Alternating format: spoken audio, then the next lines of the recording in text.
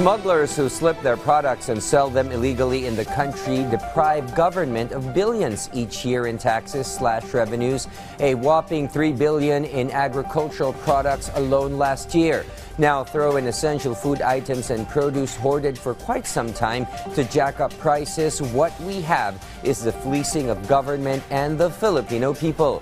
So the president and government is fighting back with a new piece of legislation with teeth and stiffer penalties to put them out of business, as our Clazel Pardilla reports.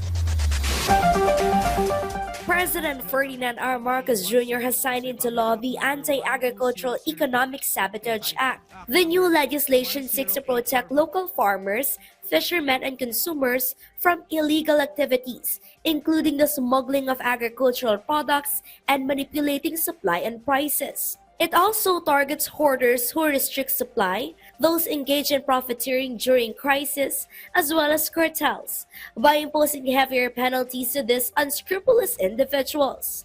Under this law, smuggling, hoarding, profiteering, and cartel operations involving agricultural and fishery products will now be classified as economic sabotage, a non-bailable offense punishable by life imprisonment and fines up to 5 times the value of the goods involved. In 2023, the government lost 3 billion pesos due to agricultural smuggling.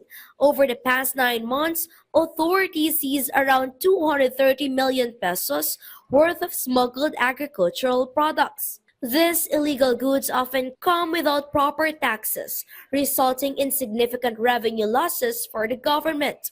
Additionally, local farmers and fishermen are severely disadvantaged, unable to compete with the cheaper but illegal products flooding the market. The public's health is also at risk, as many of these smuggled items bypass sanitary permits and safety regulations.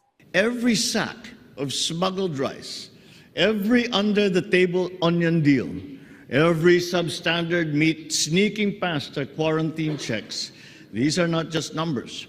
They represent lives, families, and futures that are being compromised. These crimes threaten not only our economy, but our national security as well.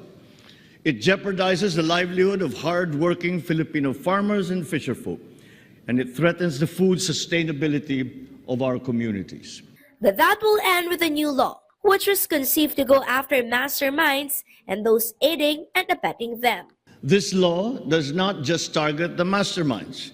It holds all accomplices accountable: financiers, brokers, employees, even transporters. We are establishing the Anti-Agricultural Economic Sabotage Council, which I will chair.